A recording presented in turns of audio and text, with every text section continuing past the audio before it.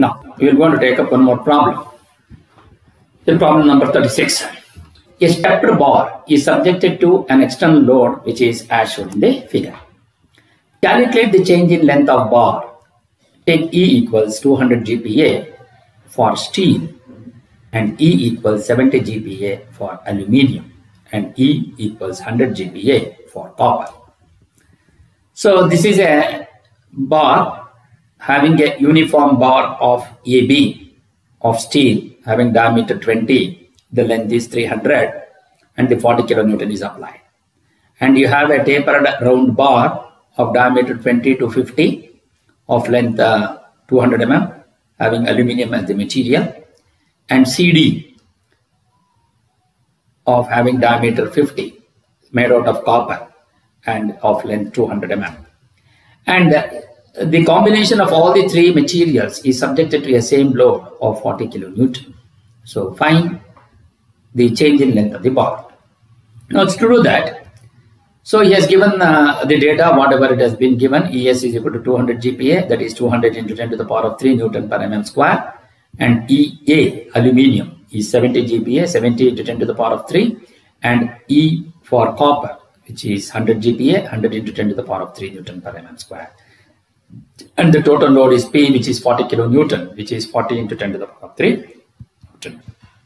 So the free body diagram of different segments, since you have the same load across all the cross section, so the load will going to be the same. AB of steel bar will going to have 40 kilonewton. Similarly, tapered bar of BC will also have 40 kilonewton and CD will also have 40 kilonewton. So because all these sections will have the same tensile load. Since you have applied the tensile load, so you are going to get only the total elongation.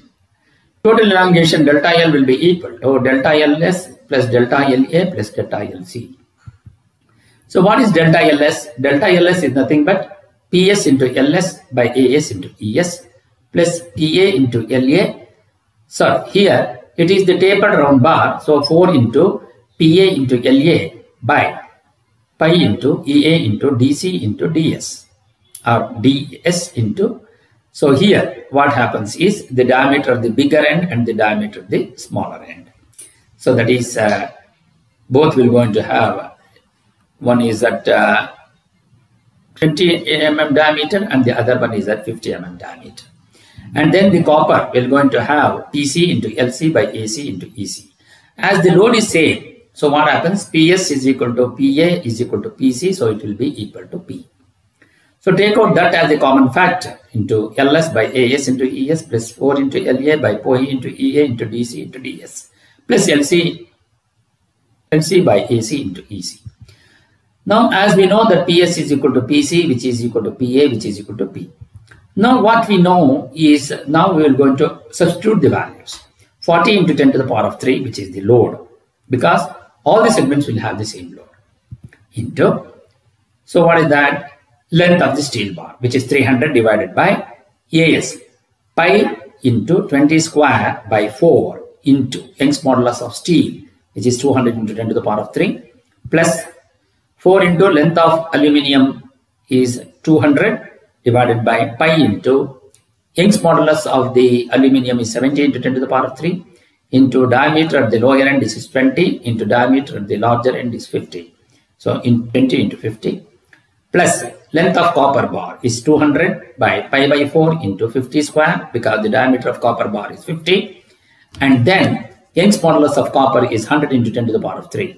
So on simplification, delta L will be equal to 40 into 10 to the power of 3 into, when you simplify this, you are going to get 0 into 0.12345, 5 zeros 4775, plus simplification of this is 0.50364 plus 0.50102.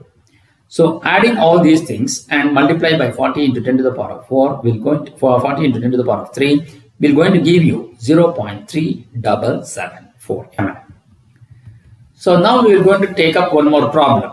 So problem number 37. For the laboratory tested specimen, the following data were obtained. So one is the diameter of the specimen is 25. The second one is the length of the specimen is 300 mm. Then the point number 3, extension under the load of 15 kilonewton equals 0.045 mm. And the problem point number 4, load at yield point equals 127.65 kilonewton. And the point number 5, the maximum load equals 208.6 kilonewton. And problem number 6, length of specimen after failure equals 375 mm. And point number 7 is neck diameter is 17.75 mm. So what we need to determine, the determination is the Young's modulus. Second one is yield point stress. Third one is ultimate stress. Fourth point is percentage elongation.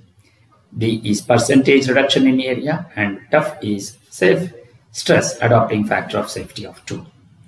So first we are going to consider the Young's modulus. To find the Young's modulus, calculate the value of stress and strain within the proportional limit. As the load of 15 kilonewton, which is within the proportional limit, the extension is given. Consider this load. So what does it mean? So extension under the load of 15 kilonewton is 0.045. So naturally, this is the load where it will be the Young's modulus because it should be within the elastic limit. So you have to consider 15 kilonewton as the load. The diameter of the specimen anyhow we know. So by that we are going to get Young's modulus is stress by strain or the linear stress by linear strain, which will be equal to sigma by epsilon. So that is P into L by A into delta L. So we want P, which is 15 into 10 to the power of 3, and the length of the specimen, which is the gauge length, which is 300 divided by pi by 4 into 25 square into delta L is 0.045. So the Young's modulus is given by, calculated by 203.718 into 10 to the power of 3 Newton per mm square. Now we are going to take up the yield stress. What is the yield stress? Sigma y will be equal to load at yield point by original cross-sectional area of the bar. What is the load at yield point, which is 127.65 into 10 to the power of 3 divided by the original cross-sectional area of the bar because the diameter of the specimen is 25. So pi by 4 into 25 square. On simplification, you will going to get it as 260.046 Newton per mm square. Now what is the ultimate stress? Ultimate stress sigma u is given by the maximum load or the load at ultimate point divided by the original cross-sectional area of the bar. What is the maximum load? Maximum load is 208.6 kilonewton. So that means 208.6 into 10 to the power of 3 divided by the original cross-sectional area of the bar, which is pi by 4 into 25 square. Substitute these two values, and on simplification, you will going to get this value as 424.956 Newton per mm square. Now, the fourth point is percentage elongation. So what is that? Percentage elongation will be equal to total increase in length by the original length of the member multiplied by 100. So what is the total increase in length?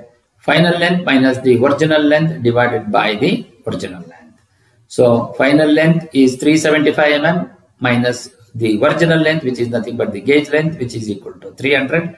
375 minus 300 by 300 into 100. So on simplification, you will going to get it as 25%. Similarly, percentage reduction in area. So the percentage reduction in area is original cross-sectional area minus final cross-sectional area divided by the original cross-sectional area into 100. So what is the original cross-sectional area of diameter 25? So pi by 4 into 25 square minus pi by 4 into 17.75 the whole square divided by pi by 4 into 25 square into 100. So pi by 4 in both numerator and denominator. So it will going to get cancels. And on simplification, you will going to get it as 49.59%. Then what is the safe stress? Safe stress is given by yield stress by the factor of safety. What is the yield stress? 260.0446. 260.046 divided by 2, that is the factor of safety, which is given by 130.023 Newton per mm square. So this is how you will be able to solve this particular problem. If you find this video is useful, please subscribe to my channel. Thank you.